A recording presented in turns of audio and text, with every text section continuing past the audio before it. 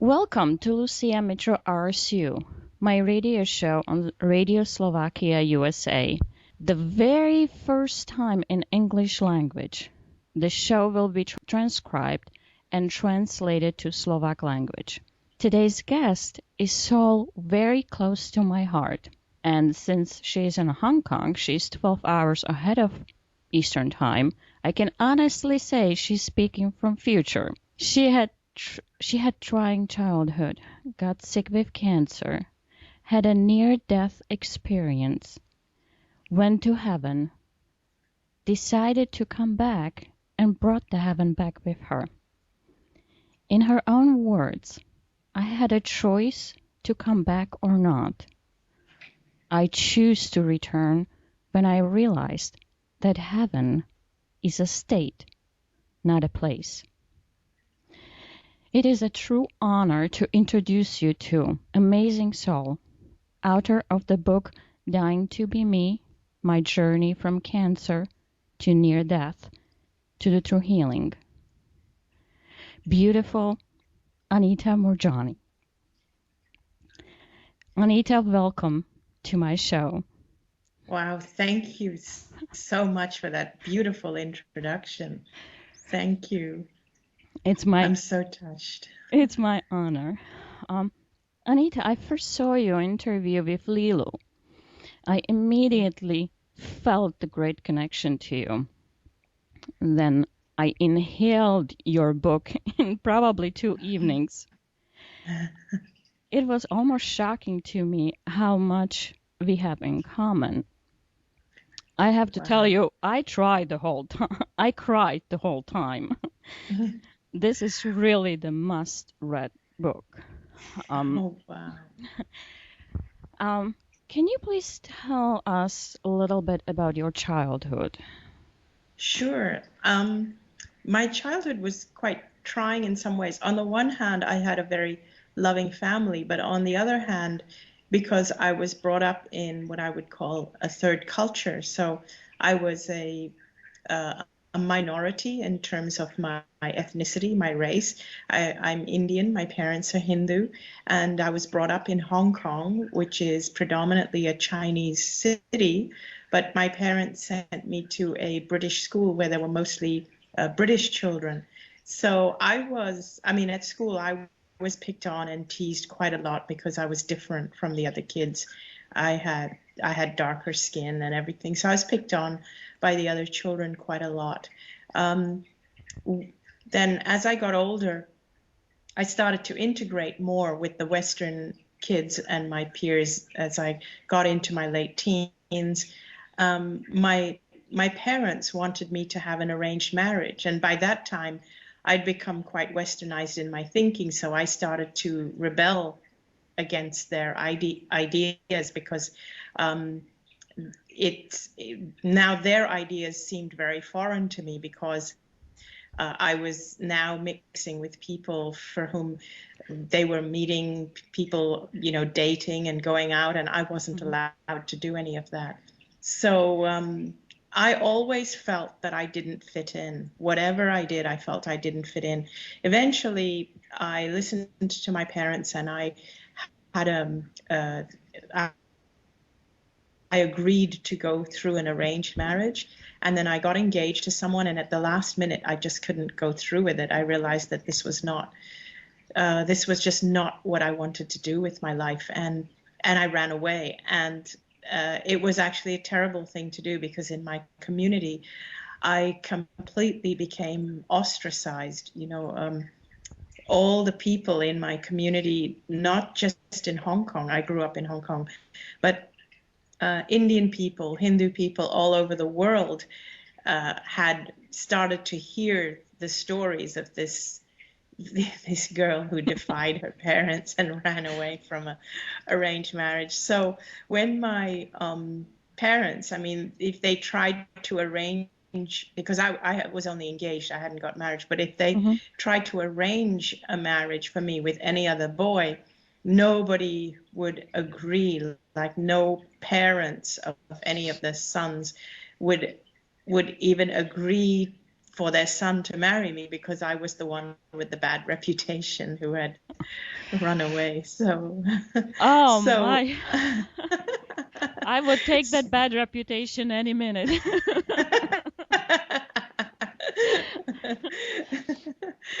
So basically, I spent my whole life feeling that I wasn't good enough, that I didn't meet anybody's expectations, and I was always apologizing for who I am. I always felt unworthy, undeserving, that I had to try harder, I had to work harder at being better, at being more domesticated, at being more Hindu.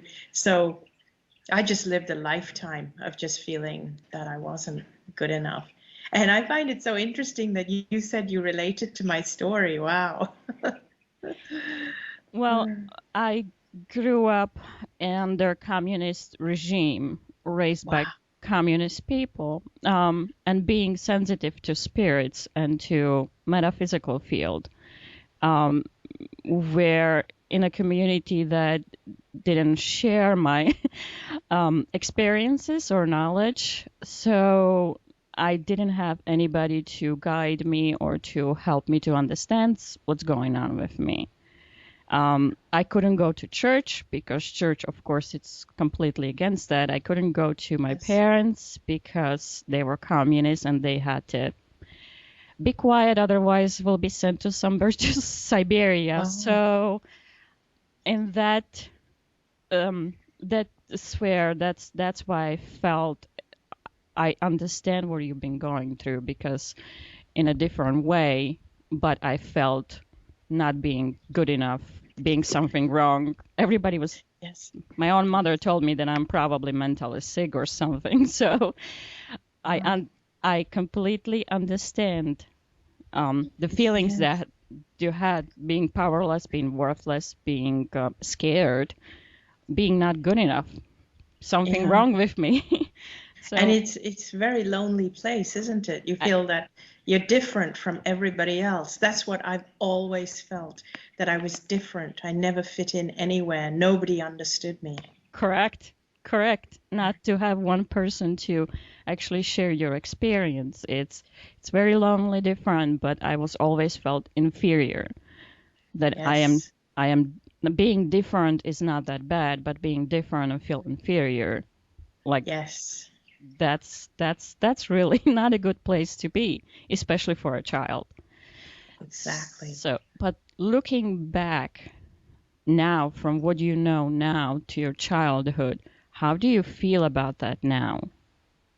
Now I feel I wouldn't change anything, everything. I feel my entire life, everything I went through is a gift because where I am today, in fact, for every single one of us, where we are at any point in time, it's the accumulation of our entire life. It's the accumulation of everything we've done, every decision we've made, every thought, every emotion, and it's the accumulation of every experience, every event, and that brings us to where we are at this point in time. And I wouldn't change anything. That's what's interesting. And I mean, when I was a child, actually, when I was a teenager, and when I was being bullied really, really badly, I even once considered taking my own life. I thought it's not worth living. Hmm. And but today I think, wow, it's so amazing to be alive and to be able to look back and to know how to help other people. It really, I feel strong. I feel it's given me the experience I need to do what I need to do now. Hmm. Yes, it's amazing, and this is amazing, amazing message to everybody who's struggling right now. Because even if you're struggling at this moment, looking back, this is the lesson that we need to learn. And it's something as a gift that we can use in our future lives. Um, I was always asking teachers, metaphysical teachers, like, why do we have to go through the pain? And they told me you have to go through the pain to understand the people you need to help. So Yes. even the life, the experience you had to live through, it gave you a tool, it gave you a gift to be able to help now because you understand exactly what these people going through. And you are multilingual too, right? Yes, that's right. So it's amazing that um, it was amazing for me to read where you live and what you experience because you went through the clash of the beliefs. You Yes. you experience different beliefs, and now it gives you more tools to be able to help just because you understand that. So this is absolutely amazing, beautiful looking back now. Yeah, it's really nice to look back, Uh, really. um, and I just wanted to mention again when you mention about being engaged and that break of this engagement, you are very, very brave, absolutely, because it was absolutely amazing. You didn't give in to pressure of everything, and you actually did the right thing. And this is beautiful message for everybody too, because you broke engagement and you gave the gift to your fiancé, you gave the gift to his family, to yourself. And because I know a little bit about you, I know that you were able to find the beautiful, beautiful soul, the love of your life, right? Yes, yes, and I'm so grateful that I went in the direction I did because I met the man who I did marry, who is just the most amazing person. I mean, I could not have wished for, I could not have created or designed a better person to be my husband. So that there is another lesson. Go with your heart. Don't give in to pressure of your surroundings. It's absolutely amazing. I wasn't lucky enough. I did give in, and I married the man that didn't go very well. So I am really, really proud of you. And it was really brave what you did. Uh, Wow, you know, your story sounds so interesting. You need to write a book. One day I would love to hear your story, honestly. I will. I know I will. It's everybody's telling me. You cannot think that. You have to write it. Like, yes, I know. One day. So, um, you you got engaged to Danny, your husband. You Yes, found a man. Um, and then something really painful happened. Your father passed away. that's right.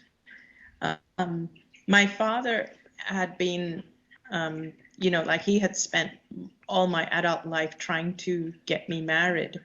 And, and then finally, when I got engaged, and then my father, he had been, he had a little bit of bad health, he was diabetic and all, but it wasn't anything too serious. So it came as a shock to us where one morning my father was in India and he was there to see some Ayurvedic doctors, but it didn't seem serious to us at all.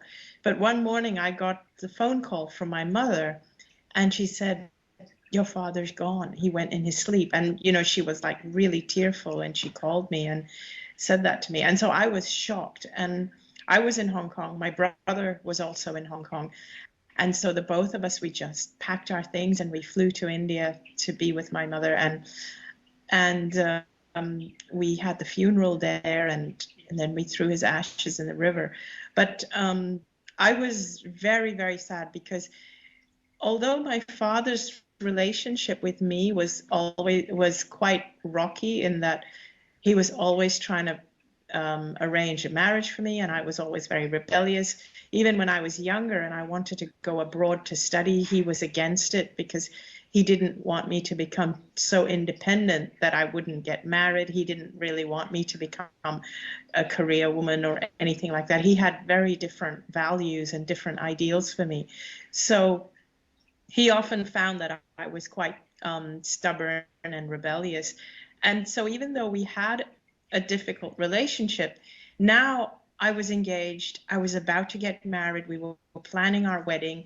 Finally, I was settling down and I was so happy. And my father was proud of me. And it was just at that point that he passed away. And I was really, really sad because he would not be there to see my wedding. And that made me feel really terrible. I thought for the first time, I've done something that my father should be proud of, and he's not going to be here. But he was, and he is, and he will play very important role later on in your healing. So Yes. you got married to love of your life. Your life was beautiful, and then it came what you call it, diagnosis of fear. Can you Yes. can you tell me a little bit about that?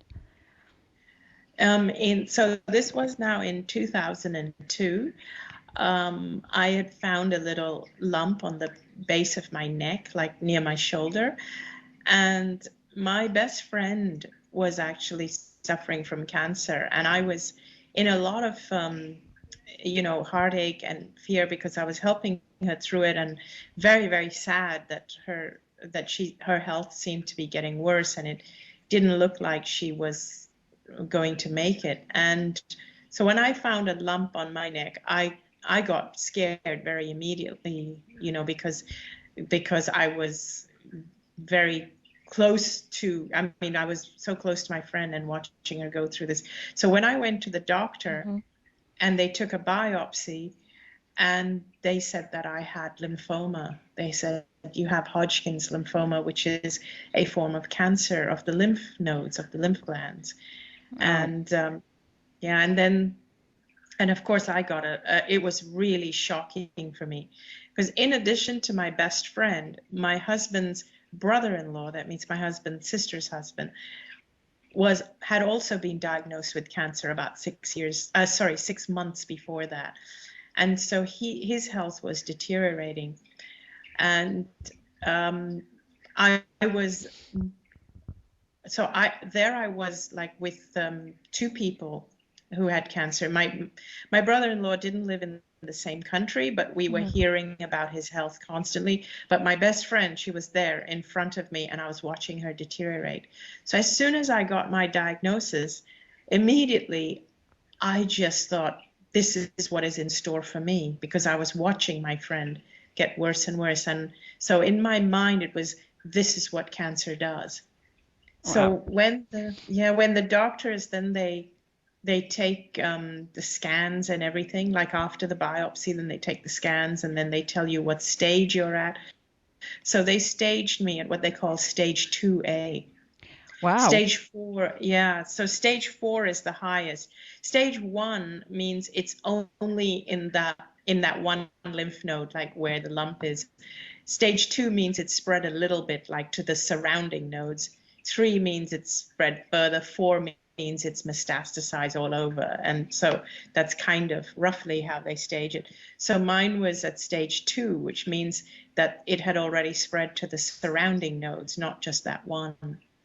And so it was quite scary for me. And I was like really, really scared. I thought, okay, this is it. I'm just going to deteriorate from here on. And then I started to do everything I could to fight it, but I was in total fear. I was like researching everything to do with cancer. I had started researching because my friend was going through it, my brother-in-law was going through it. So first of all, in order to support my friend, I had already started reading up on everything I could about cancer to research it. And so you basically submerge yourself in a cancer, energy of yes, cancer, and the fear of yeah, cancer. absolutely. I submerged myself in the fear of cancer. So even when after my diagnosis, it was almost like I was expecting that result, when I had that lump. It was not even a 50-50 in my mind. I mean, it was like, of course it's going to be cancer, because I had already started reading about it to support my friend, and I was already exposed to it so closely, like all the time, almost 24 hours every day. Wow. Watching two people deteriorate. So when they diagnosed my lump, it was almost like it was not a surprise for me. And so, yeah, so at first I did everything I could to fight it. I went for I did all kinds of holistic treatments, Like I did Ayurveda, I did Chinese medicine, I did yoga, I was juicing, I became completely vegan, and I was very, very obsessive. Like I would read that you mustn't microwave your food, so I wouldn't microwave anything. I wouldn't use plastic containers. I ate only organic. We grew our own wheatgrass, and so I would have wheatgrass juice every morning, wheatgrass shots, and so on, you know. And so I was like very obsessive about my diet. I was just following everything that I would read. I was taking a lot of supplements, herbal remedies, supplements, and so this, you know, this just kept going. And then my friend passed away, and that was a real, you know, it really shocked me and hurt. I was very, very upset by that. It really affected me very, very deeply because she was my best friend. I'd known her for a long time, many, many years since we were very young. And then, yeah, sorry, go on. No. I just want to point out that you physically was doing everything what you thought it's right for your body, but it was back in your mind that this is your death sentence. Is it correct? That is correct. I was doing everything, you know, out of fear just to stay alive. But in my mind, I felt cancer as a death sentence. And then, even more so, after my best friend passed away, and then a few months later, my brother-in-law passed away. Oh my God. Yes. And so then I absolutely was convinced that I was going to be next. Yeah, that's what I'm trying to teach my clients, is that the one thing is doing physically everything possible and telling everybody that they wanted to stay, but until they actually make a decision to heal, it could happen, but it's very hard to happen. So you've been with that diagnosis of fear for about 4 years, is it correct? That is correct. And, you know, both of them were being treated in absolutely the best hospitals with the most expensive medication and diagnostic tools that money can buy. Wow. And still, they both did not survive. And that is what really, really scared me. It made me believe that medicine cannot cure cancer, which again adds to the fear, is that when you know that in medicine they don't have a cure for cancer, because they actually always say that we are still finding the cure. We still, you know, everybody says that, oh, my dream is to one day find the cure for cancer. And you know, the numbers for cancer is going up, not down. The number of deaths, I mean. Correct. The survival is not, the figures are not getting better with the development of medicine and diagnostic tools and all that. People are still dying of cancer. So for me, this was all very, very scary to think that medicine cannot cure cancer and so on. So I lived in that fear for 4 years. Wow. Yes. So then you, as I read in your book, you deteriorate very, very badly to the point that you were in a wheelchair. You were basically getting fed. And then it came to one night that your husband thought that, your family thought that this is the last night, or medical community told them that this is your last night, and you were wheeled in the best hospital. Yes. Yes. So by that point, I had actually gone into a coma, and I weighed about 85 pounds. I was Wow. very, very, yeah, I was like a skeleton, and I had open skin lesions, like my skin had opened up, because during the time as the cancer progressed, excuse me, my skin would become very, very itchy, and it developed like basically something like rashes, and then eventually they kind of open up. And then I had fluid in the lungs, so I couldn't breathe properly. I would choke. Every time I lied down, I would choke. So I always had to have pillows behind me so that I couldn't lie flat. And I always had a low-grade fever. I had an oxygen tank permanently connected to oxygen, even though I was being cared for at home by a full-time nurse. And then on the morning of February the 2nd, I was in a coma. I didn't wake up in the morning. And my body became swollen, actually. So my husband called the doctor right away because he got a real shock when he woke up in the morning.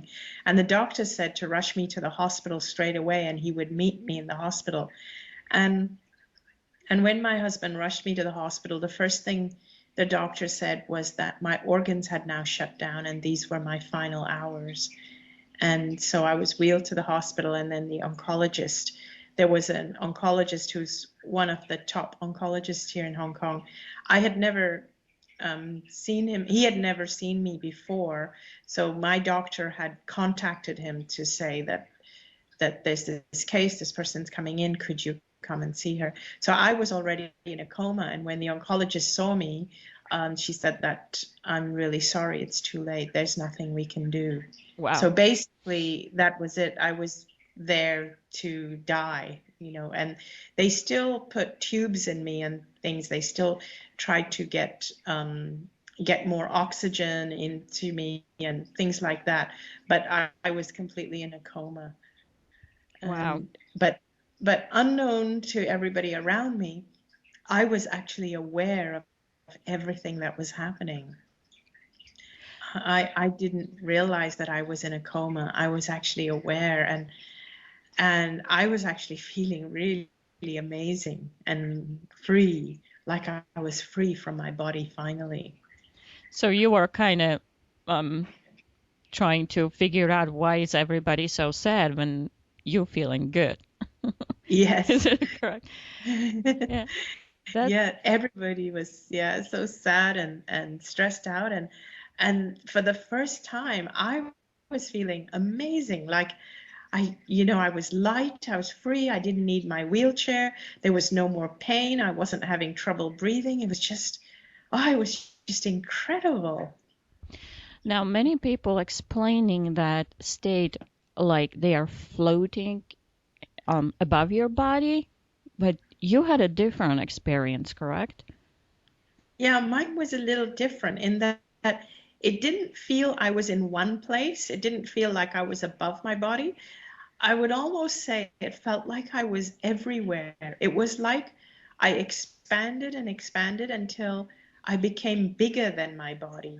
So there is something that is not my body, my consciousness. Mm-hmm. And I became fully aware of the consciousness, and that became bigger than my body, so that it was like it's expanding and then becoming bigger, and then like bigger than the room, bigger than the hospital. It's just expanding more and more outwards, so that I'm still encompassing everything. So it's like I was aware of everything that was happening in the hospital room and what all the doctors and nurses were doing.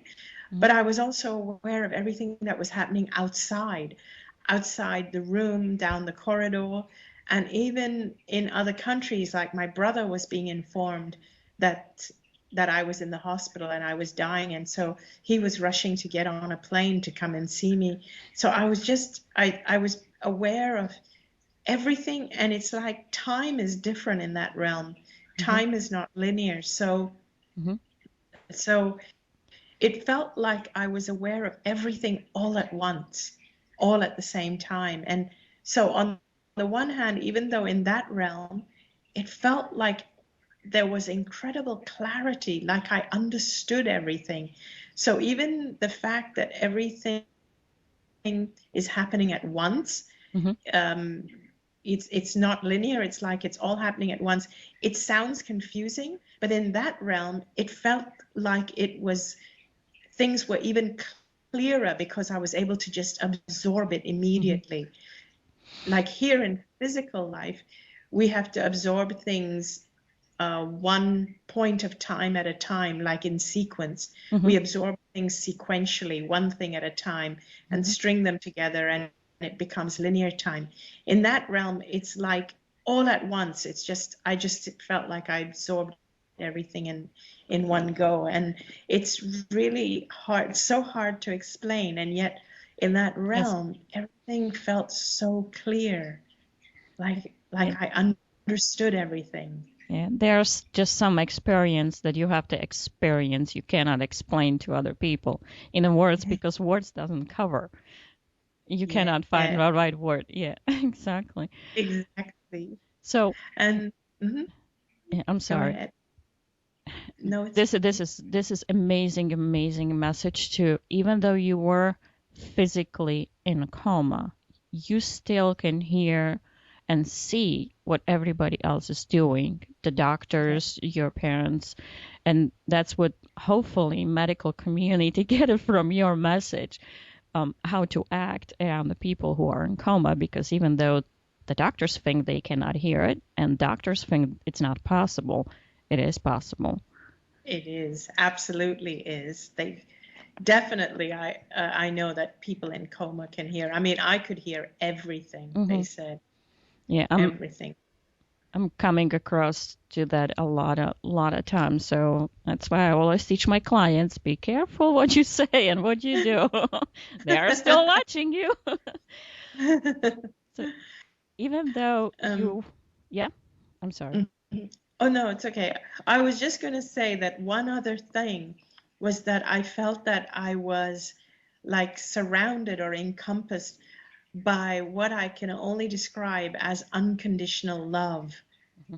And and to me that was the really incredible feeling, because it was like for the first time in my entire life I felt I didn't have to prove myself. I didn't have to do anything. I For the first time I didn't feel that I was not good enough, or that I was not spiritual enough or anything. But I felt like I was loved just because I exist, and it was unconditional, Wow. and that I had come home. I guess what all of us would like on the end of the road, or basically what we all would like to have that feeling. Like there is no money you can buy that. There is no experience you can experience it. On the end, I think bottom line, we all strive to get to that point, to Yeah. feel unconditional love. That's all of us would like. So that was actually, I was heading that way, that even though it's to our physical brain, it thinks should be overwhelming, it was complete opposite. It was the Yeah. most freeing feeling you can ever feel. Yeah. Oh gosh, yes. It was just the most freeing. I mean, it was magical. Absolutely. Oh, wow. So while the doctors practically gave up on you, you had a, what we call near death experience. Yes. And it just too, I know it's not funny. It wasn't funny to you at that time, but to me, I have to giggle when I read that story, because now you have scientific proof, because you were in a hospital, you were in a best hospital, you were Yes. watched by the best doctors, so they cannot say you just made something up, because they were watching you. So Yes. the next story, it just like I cry and I have a smile on my face that like finally you got the scientific proof you always wanted. Like she couldn't fake this. So when all this going on in a hospital and doctors are giving up on you, of course your family praying for you to come back, you had an experience with your father. That's right. And my father, and actually also my best friend, but the amazing Hmm. thing was when Hmm. I saw my father, all he felt for me, of course, was absolutely unconditional love. And I completely understood when I was in his presence. I just completely understood that he had never ever meant to hurt me when I was younger, Mm-hmm. and he was also just a victim of our cultural expectations, and he loved me just in the best way that he knew how. Like what I just completely understood in that realm. I just completely understood my father and how he just wanted what he thought was the best for me. And so all I felt from him was just unconditional love. And I even understood that he had been watching over me, including at my wedding and the whole time that I was sick. I realized at that time when I merged with him in the other realm, Mm-hmm. that he had been with me the whole time since he had passed away. I love what you said in the book. You said that your father told you, "Yes, I'm here, my darling, and I've always been here for you and Yes. your whole family." This is, I'm sorry, my father passed away too, so it's hitting close to my Oh, my life too. Um, yeah. this is another amazing message to everybody, that even when they are not physically here, Yeah. they are still with us, and they are still watching over us, and the love, the unconditional pure love, is still Yeah. with us. We never lose it. Yeah, absolutely. We never lose it. And I completely sensed, I mean, when my friend, um, she, my friend came to me even when I was in the other realm, and even with her, I realized that she had been with me through my illness, and she had been with Mhm. her own family as well, but she had also been with me through my illness. And they both wanted me to know that it was not my time. It was not my time, and that I should go back. But of course, I didn't want to go back because that state was so incredible. It's like, who wants to go back to a Well, sick and dying body? yes, yes. Who would like to go back when you are in heaven? Yes, Exactly. absolutely. But they, um, and you would be better to explain it. They showed you, right, like your one of your possible futures. Yes, they showed me my possible futures. And there was a possible future that if I chose not to go back, and then what would happen is that my family would be told that I died due to organ failure from end stage lymphoma. And my other possible future was that if I did go back, I actually started to understand that I could heal. And then I understood why I got the cancer. And that was the biggest revelation, was because I had so much clarity. I understood why everything had happened to me, and why my life was the way it was, and why I had come into this life. And the fact that my husband and our purpose was linked. And it was like my life was like a tapestry, as though my life was just one thread woven in this tapestry. And, so I Mm-hmm. could see the one thread where it had touched other people, that every single one of us is very significant in this tapestry. We all have a purpose. We all have a role to play in this life. And then I started to understand why it was exactly that I had the cancer. And I understood that we are all actually magnificent, amazing, magnificent beings. And I had always been afraid to express my truth and express who I am. And instead of expressing the power of who I am, which is what we all have that power. And instead of expressing it outwards, I had in fact suppressed it and repressed it and forsaken myself and made myself small and turned it inwards against me. And that's how it expressed itself as cancer. rather Wow. than expressing outwards to the magnificent person that I was meant to be. And that's when I understood that now that I knew the truth, if I chose to go back, my cancer would heal. And then that's when both my father and my best friend said to me that now that you know the truth of who you really are, go back and live your life fearlessly. Wow. The Yeah. best message you can ever get. And that's the message I keep telling myself every day. Even if I go through a rough patch, I remind myself, they told me, go back and live your life fearlessly. Now you do understand how many lives you are touching, right? Wow. You are. I don't have a words for that. You know what I mean? It's like you are an incredible soul, incredible angel to all of us. You're teaching just the courage that you have to come and teach this and show this to us. It's absolutely amazing because I know that some people still ridicule people like this. So just your courage to actually to do that and your decision to share your story with us. This, I am 100% sure, this saves lives. Not just lives, that saves souls, it saves families. Because you said we are all connected, and Yeah.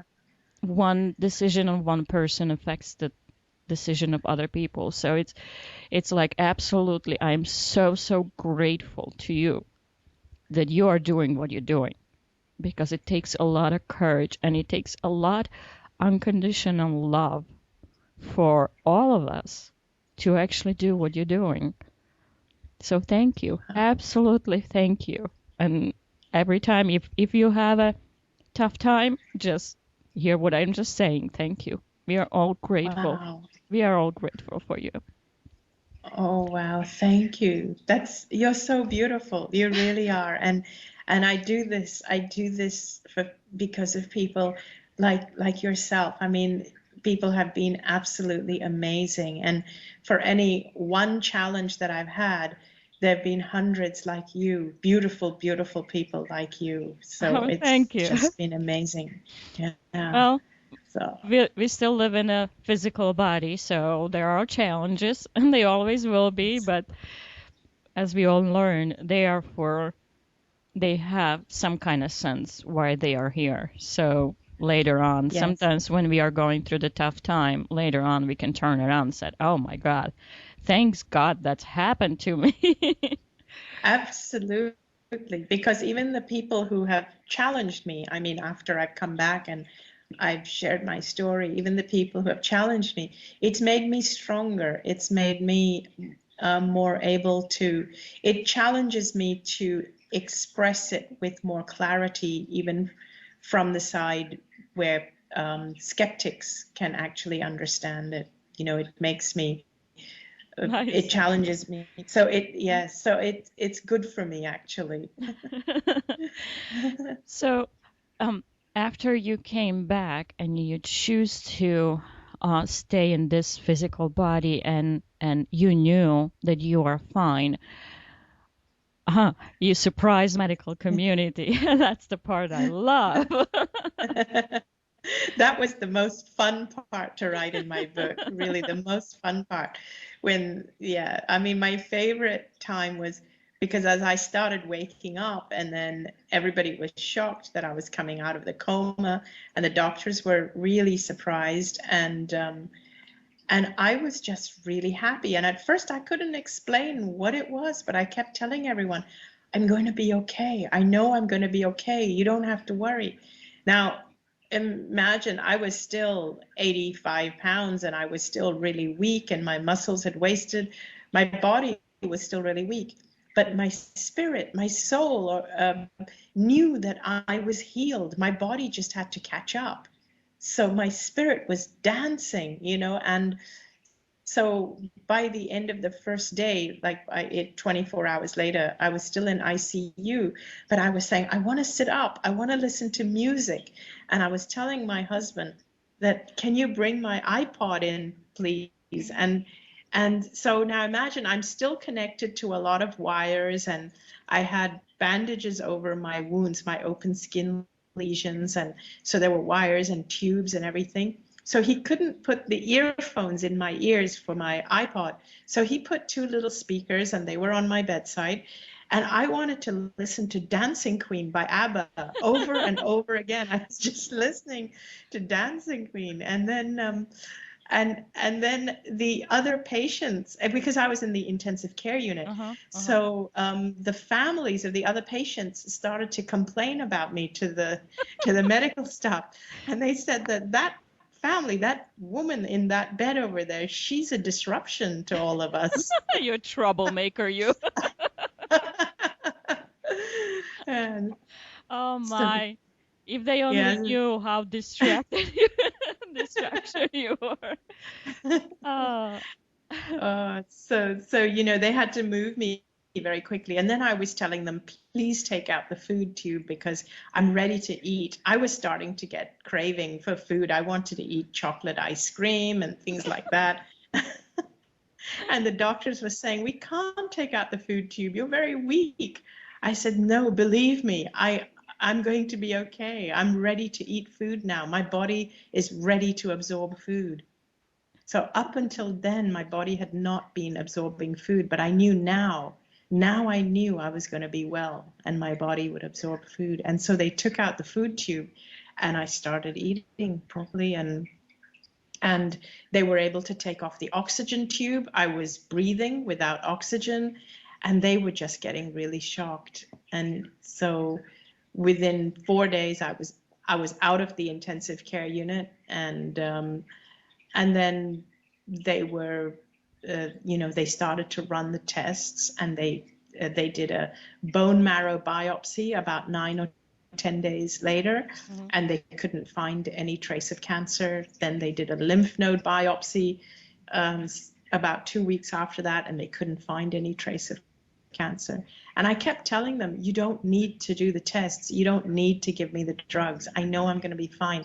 And they said, no, that's not possible. Cancer doesn't just disappear like that. Surprise! Surprise! And they said, it's there in your body. We just have to find it. Okay, where's the Waldo, huh?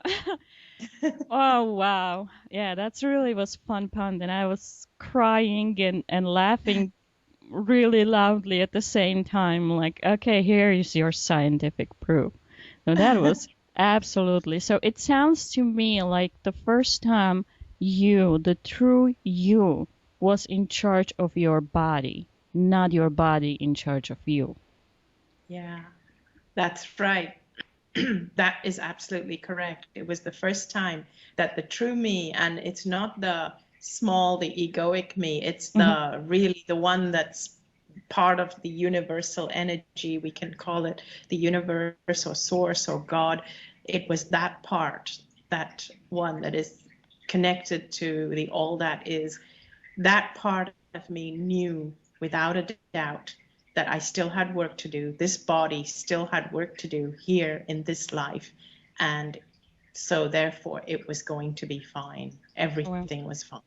Wow, absolutely amazing, amazing message to everybody. Absolutely amazing. We are almost running out of the time.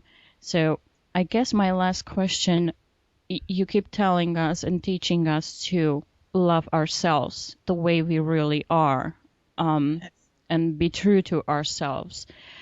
But how do you distinguish the difference between loving ourselves, self-love, and being selfish? Okay, I will explain that. And actually, it's quite simple. People who are selfish actually don't love themselves enough. People who genuinely love themselves are actually the most selfless and generous people.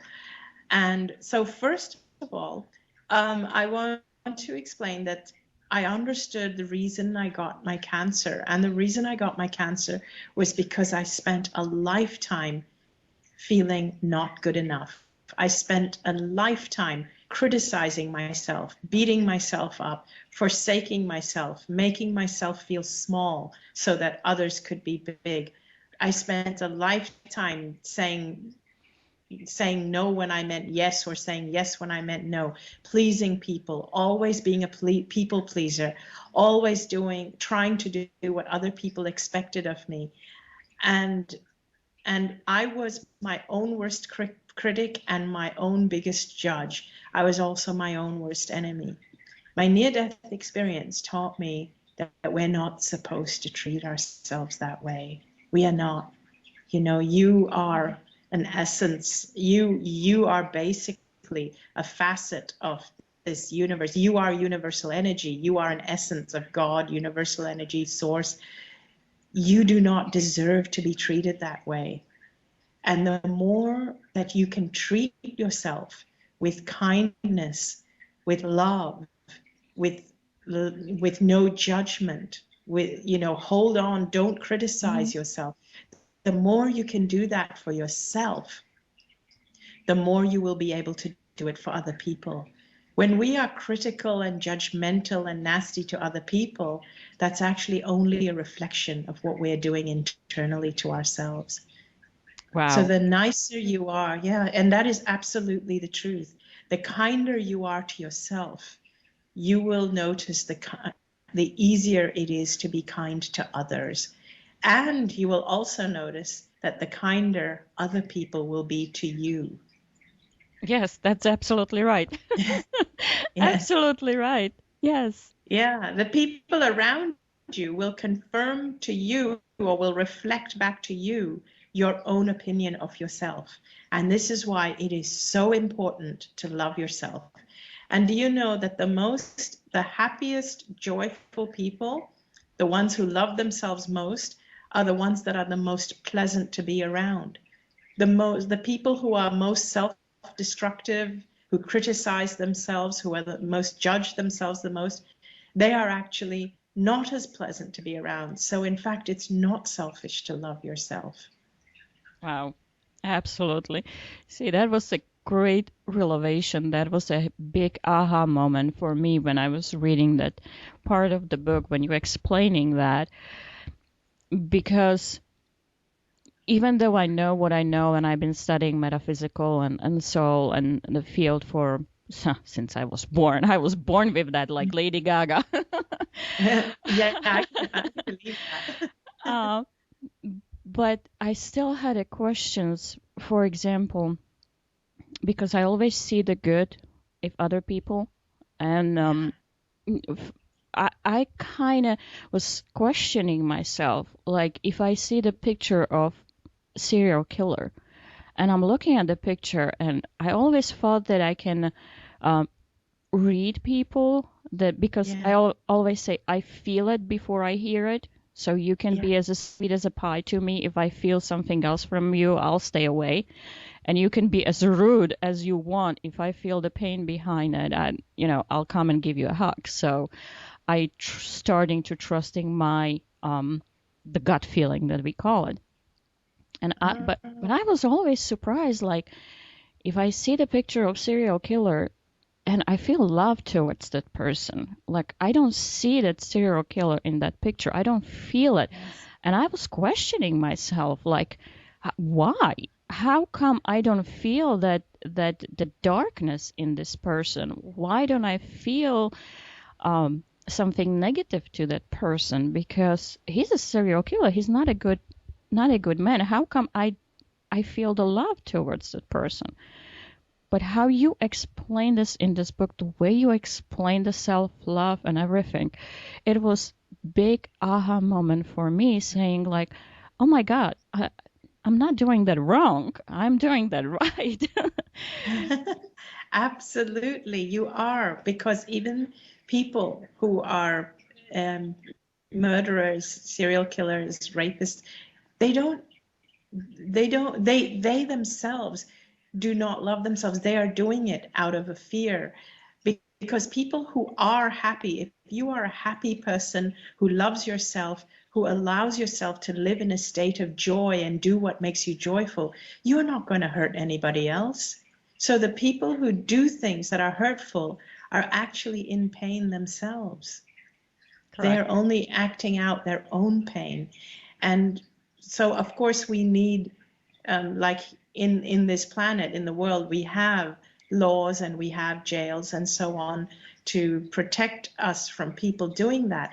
But at the same time, what is lacking is that we don't live in a society that encourages people to live in a certain way so that they don't become serial killers and so on. In fact, we live in a pathological, fearful society. We have become a very fearful race, and this is why crime rates do go up. Correct. Correct. That's why your message is so, so needed and so, so important for all of us to hear, because it's something absolutely, absolutely amazing. So thank you. Thank you. Word thank you and word I'm grateful for you being you does not cover at all how I feel for you being you. Oh, So wow. just keep smiling. I had your deep meditation for healing. Absolutely amazing. I was a little bit surprised and I said, I guess that's how it sounds in heaven. When you start speaking, like, wow, that's really nice. That was absolutely, and it's a great meditation. Like, I am not new to meditation. I've been doing that for a while. So, but I fell asleep right away, which means it's something completely new to me and everything. So thank you. Thank you for you. Thank you for living that experience. Thank you for coming and writing book and teaching us and sharing yourself with us. Thank you for meditation. I cannot wait what else you will do. So you have a groupie in me. Oh, you are so beautiful. Thank you. You really, I just love the things you post, and you're just wonderful. I love you. I keep telling my friends, like, she's like a sister I never had. And the only time I get a stares from my friends when I say, she even look like me, like we even look alike. And they were like, what? I cannot explain. I still think that we look alike. So. We do. You're beautiful. You really are. Yeah, look who's talking. You are too. So, again, thank you, thank you, thank you from the bottom of my heart. Thank you for taking your time to speak with me, to share your story, and thank you for being you. Thank you. Thank you. It's such a pleasure.